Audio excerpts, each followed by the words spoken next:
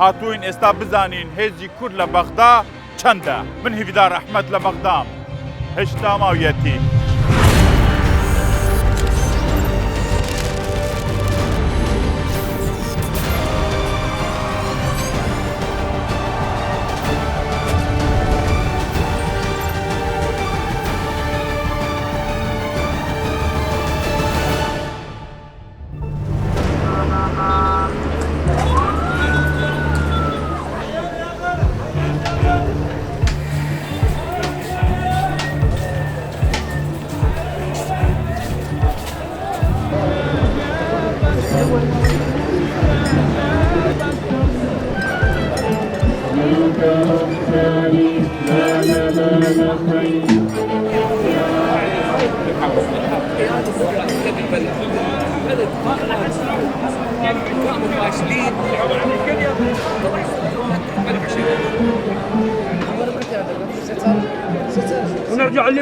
زۆر بە خێرایی بۆ دواوە دەگەڕێینەوە تا کەی چاوەڕێ بکەم تاوەکو بمرم؟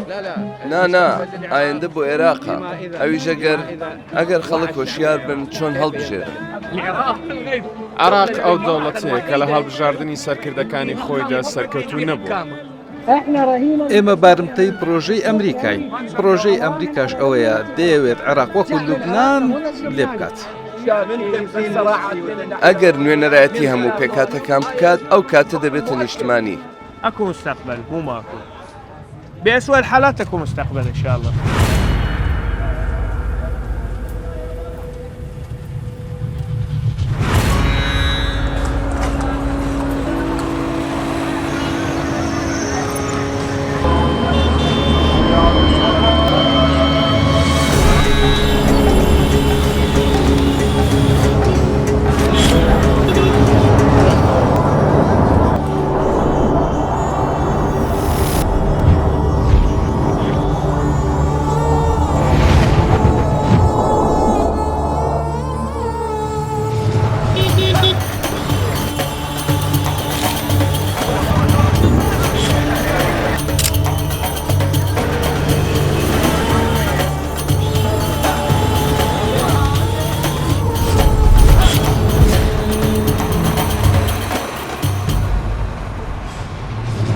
هاتووی لە بەغدا بە دوای وەڵامی سێ ڕوودا دەگەڕێن. دەڵێن کورد لە بەغدا وەندە بەهێز بوو سەرۆک وەزیری دائەنرا و لای دەدا و ئەوەی دەهاتیش بە دڵی کورد بوو. هاتووین ئێستا بزانین هێزی کورد لە بەغدا چەندە. دەڵێن بەغدا گۆڕاوە پێشکەوتووە، هەندێکیش دەڵێن بەهێز بووە. لانەکان هەر کاتی بیانەوێ بەهێز بێن دەبێ خەڵک لەگەڵ بین. گوێ لە بەغدادیەکانیش دەگرین. من هیڤدار ئەحمەد لە بەغدام، هێشتا ماویەتی.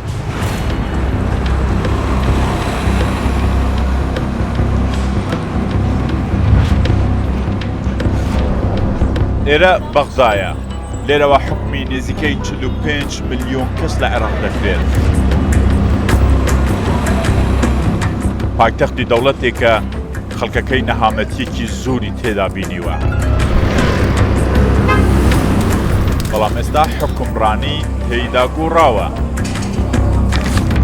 لە بری شەڕ و ناسەقامگیری ژیان و پێشکەوتنی تێدا بەدی دەکرێت.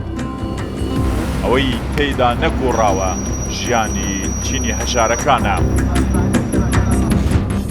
لە بەغدا و عێراق تەنیا دوو چین بەدی دەکرێت، یان زۆر دەوڵەمەندە و لە بەغدا پێ دەڵێن ئەتریا، یان هەژارە، چینی مامناوەند نەماوە.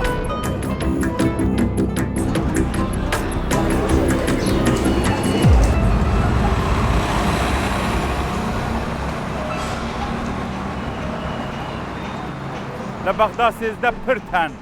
ئەمن لە ناوەڕاستی پردی ڕەشیدم، لای دەستی چەپی من پێڵێن کەرخ. لێرە حکومەت و دەوڵەمەندەکانە، پارە لەوەیە.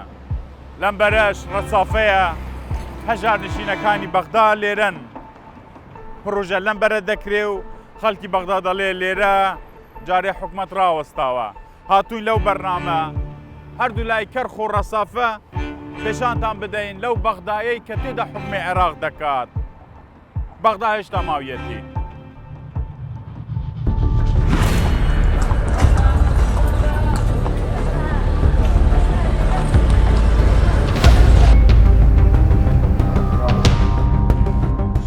دەچینە لای پارێزگاری بەغدا دکتۆر عەبدولموتەڵب ئەلعەلەوی لە ڕێگەی شاشەیەکی گەورەوە بە تەکنیکی زیاتر لە 1200 کامیرای نێوشار 80% بەغدای دەبینێت.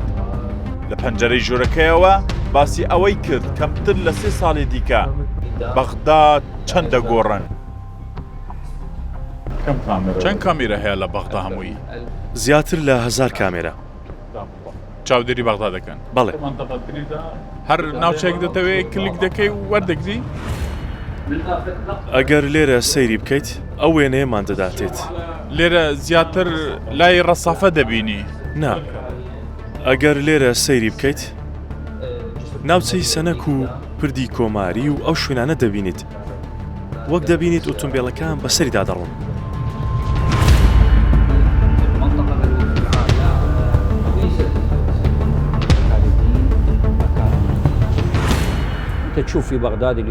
ئەوەی لە بەغدا دەیبینیت شۆڕشی ئاوەدانی دەست پێکراوە. پرۆژەی استراتیژی دروست دەکەین کە پەیوەندی بە ژێرخانی خزمەتگوزاریەوە هەیە. راپۆرتە نێودەوڵەتیەکان لەسەر بەغدا و شارەزایان دەڵێن لە چەند ساڵێکی کەمدا بەغدا زۆرترین و گەورەترین گەشە بەخۆیەوە دەبینێت لە ناوچەکەدا.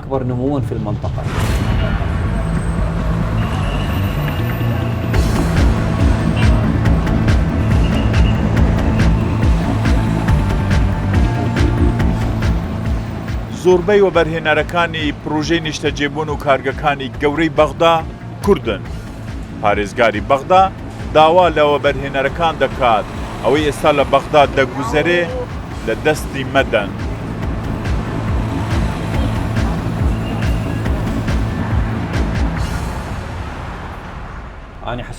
بەپێی ئەو زانیاریانەی کە من هەما زۆربەی کۆمپانیەکانی هەرێمی کوردستان کار و چالاکیان هەیە و لێرە وەبەرهێنان دەکەن لە زۆربەی ناوچەکان. چ دەڵێ کۆمپانیەکانی دیکە بێن بۆ بەغدا؟ دەڵێن بەغداد شوێنێکی گەورەیە بۆ وەبەرهێنان.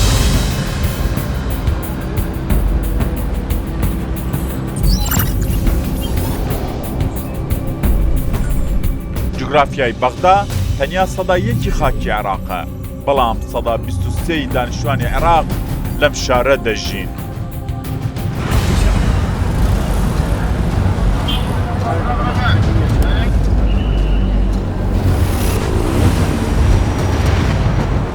هێشتا شەکەت و ماندووی ئەو شەڕە ناوخۆیی و تایفیەی لە دوای 2003 بەروکی بەغدای گرت پێوە دیارە.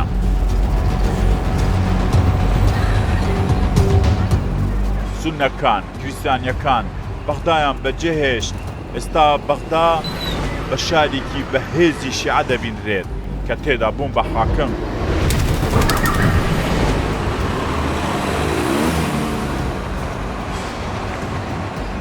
ئێدی هەر لە بەغداوە بڕیار لەسەر هەموو عێراق دەدەن.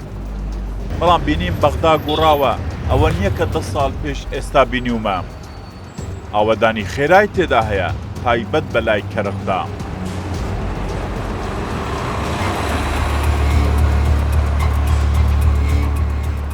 پرۆژەکان چەندە جێگەی سەرنج بن. چاوەکان لەسەر هەبوونی گەندەلی لە بەغدا نەبراونەتەوە.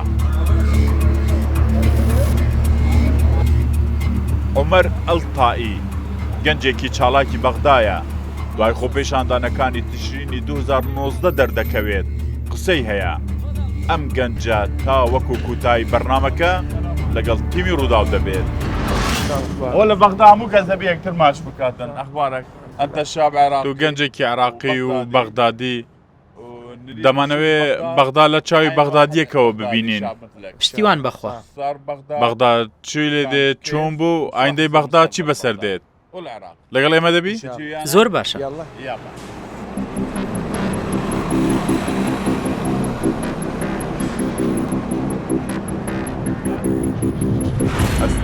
ئێستا ئێمە لای کەرخین یان ڕەسافە؟ لای کەرخین. کەرخی حکومەت و دەوڵەمەندەکانە. ئەو چینەی لە کەرخ نیشتەجێیە چینێکە خۆی ماندوو کردووە بۆ خوێندن و بۆ گەیشتن بە پلەباڵەکانی ئیداری. ئەوە دەستەی دەستپاکیە. ئەوە فەرمانگەیەکی نوێیە پێش ساڵێک کراوەتەوە. ڕێژەی گەندەڵی لە عێراق کەم بووتەوە؟ باوەڕ ناکەم ڕێژەی گەندەڵی لە عێراق زیاتر دەبێت تەنانەت دەستەواژەی گەندەڵی بۆ وڵاتانی ئەوروپی دەبێت ئەوەی لە عێراق ڕوودەدا گەندەڵی نییە تاڵانیە لە ماڵی گشتی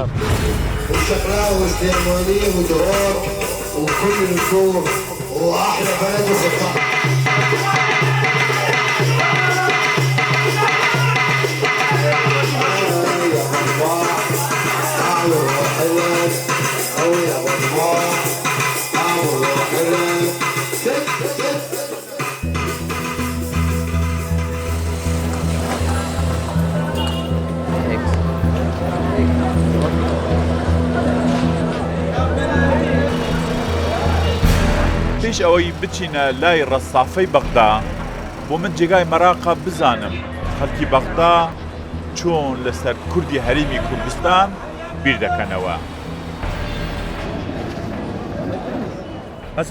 ئێوەی خەڵکی بەغدا چۆن بیر لە کوردی هەرێمی کوردستان دەکەنەوە؟ برای ئێمن تەنیا دەڵێن بارەکەڵا بیک، ینی چەندین ساڵ لای کوردەکان کارم کردووە. چۆن؟ کورد تاجی سەرمانن لە هەولێر 2 ساڵ کارم کردووە، لە سلێمانی 2 ساڵ کارم کردووە.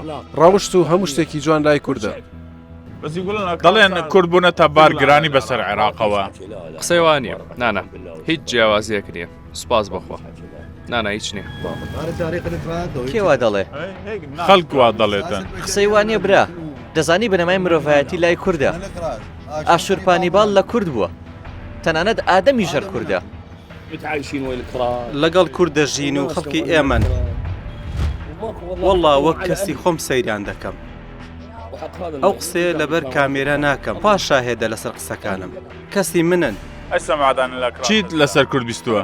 هەمویان باش نین هەمویان مرۆڤی باش نین؟ بەڵێ کورد بەڵێ چونکە دژی یەکترن دوو کەس بن دژی یەک دەوەستن ئێستا نەڵێن ئاوەدانیمان هەیە و نازانم چی بە یەک فلس ناکردێت ئەوە هەمووی دیکۆرە با ئەوەت لەبیر بێت کورد لەسەر ئەم دۆخە نامێنێت چ ڕوو دەدا؟ دەبێت بەشێک ئێران بیبات و بەشێکی تورکیا دەبێت وای لێ دێت و هیچ دەرفەت نەماوە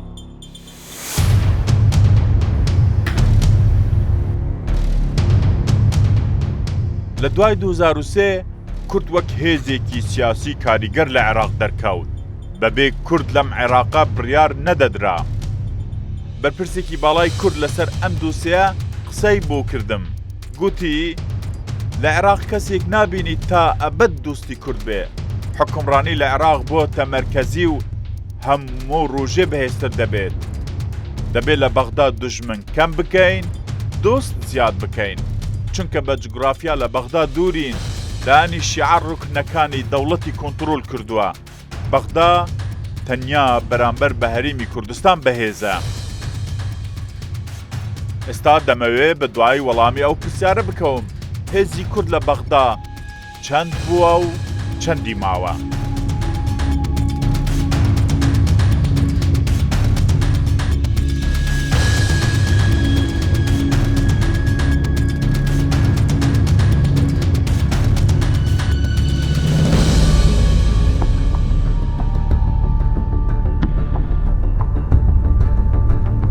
دەچینە ناوچەی قادسیە لەوێ بەشێکی بەرپرسی باڵای سیاسی و وەزیرەکانی عێراق بە شەو بڕیارەکان ئامادە دەکەن بە ڕۆژ جێبەجێ دەکەن میوانەکە وەزیری دادە لە عێراق ئەو لە 2006ەوە لە بەغدا و بە ناوی کورد لەو پۆستی هەیە پرسیاری هێزی کوردی لێ دەکەم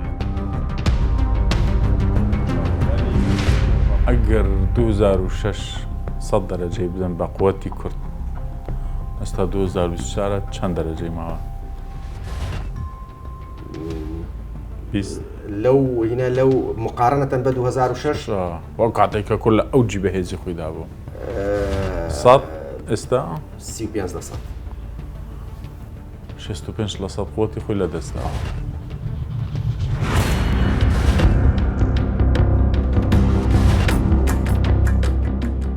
خالد شوانی لەم ژوورە تاریکەوە پەیامە شاراوەکانی هێزی حکومڕان لە عێراق بەرامبەر بە کورد ئاشکرا دەکات کە ڕەنگە بگاتەوەی هێزی تێدا بەکاربهێت کێ دوستی کووردە ڕاستەقینە لە بەخت هەر کاتێک بزانن ئێمە هێڵە سوورەکان تێئەپەڕێنین بۆمان باسکە بۆ نمونە دەستکاری عەداداتی ماڵی شیعە بکەین بزانن ئێمە بووینەتە مەترسی بۆ سەر دەسەڵاتی دەسەڵاتدارانی بەغدا ئەم کاتە ئەمان هەرچی هێزیان هەیە ئیتر سیاسیە ئابووریە هێزەکانی ترە ئامادەن ئەم ڕاهاتگرن لە جێگای خۆت ئەی کوردێک بپرسێت بۆ ئەوان حەقیان هەبێت دەستکاری عەدادی کورد بکەن لەبەرەوەی کورد خۆی لە بینی خۆیان یەکگرتو نییە کورد خۆی مەجالەدا بەوان ئەڵێ وەرن ئێمە ناتوانین کێشەکانی خۆمان چارەسەر بکەین ئێوە وەرن هاوکارمان من بووی بۆتان چارەسەر بکەین عێراق باش دەبێت یان تێی دەچێت من پێم وایە عێراق بەرە و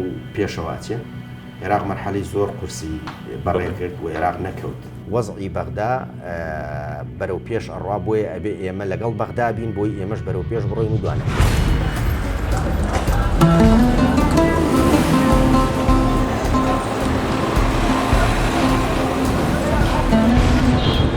عمەر تایی کە پەیوەندیەکی فراوانی لەگەڵ بەرپرسە باڵەکانی عێراقی هەیە بە پێی زانیاری دەدوێت دەڵێ ڕەنگە چەند ساڵێکی دیکە عێراق ڕاب بتەقێتەوە.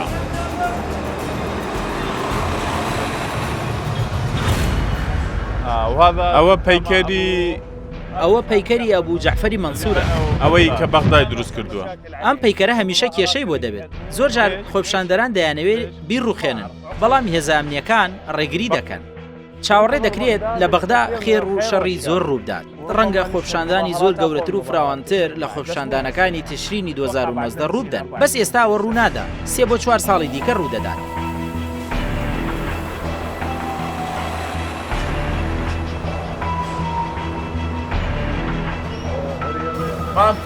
پارەتان نییە؟ ناوەڵا پارەمان نییە سپاس بۆ بەڵام ئەو ماچەمان هەیە ئەوە پارەمانە لە بەغدا زۆر عەزیان لە ماچە. سڵاوتان لێبێ مام ئێوە باشن؟ سڵاو بەخێر بێن سڵاوتان لێبێت چۆنن؟ دۆخەکە چوونە باشە باش نییە؟ باش نییە باش نییە؟ دادپەروەری نییە لە پێشکەشکردنی خزمەتگوزاری لە ناوچەکانی بەغدا.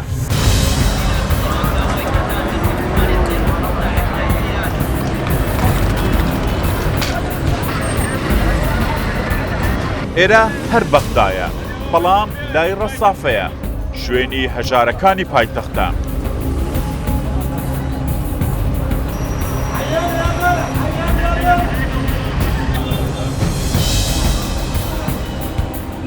هەرچەندە بودجەی 2024 عێراق 211 تریلیۆن دینارە کە پەرلەمانی عێراق پەسەندی کردووە بەڵام هەژاری لە بەغدا خەڵکی بێئومێد کردووە.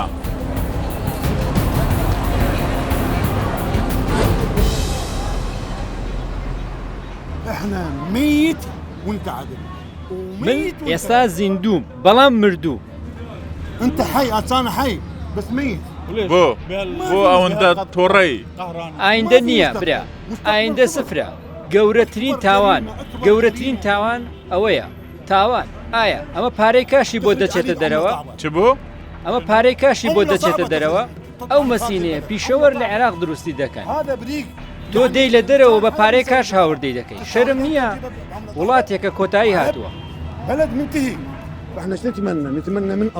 داواکارین لە خوددا سەرکردەیەکی ژیرمان بۆ بنێرێت ئێستا ئەگەر دەسەڵات کوێ دەدەستی من 3 بەشی عێراق لە سێدارە دەدەم چونکە خەڵکی باش نین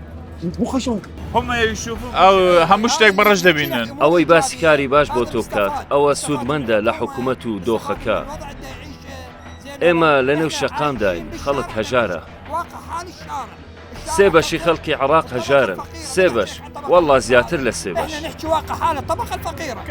چەند لە خەڵک هەژارە بەخوا 3 لە سەر 4 عێراق هەژارە زیاتریش چەند دەدە ئەو دۆخەی بەغدا بە نمرە من 100 دەدەمە بەغدا ئەمە وڵاتی منە وڵاتی منە بە 100 وڵاتی دیکەی ناگۆڕمەوە خێر و بەرەکەت هەیە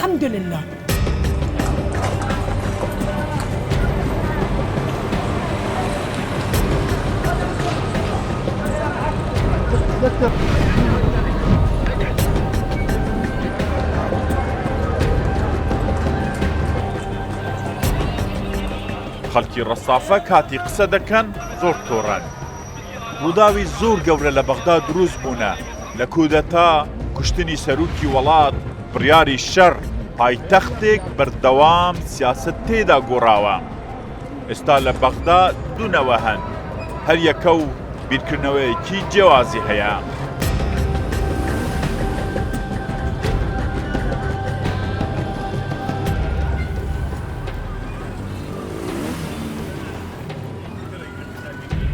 هسا عبرنا جسر السنة استا ما پردی سنەکمان تێپەڕاند و هاتینە لای ڕەسافە ئەوە بازاری سنەکە بەڵێ ئەو بازاڕی سنەکە خەڵکە قسە دەکەن دەتەقێنەوە بەڵێ ئەوە ڕاستە خەڵک دەیەوێت گوێی لێ بگیرێت سڵاوت لێ بێت دوو خەڵکی بەغدای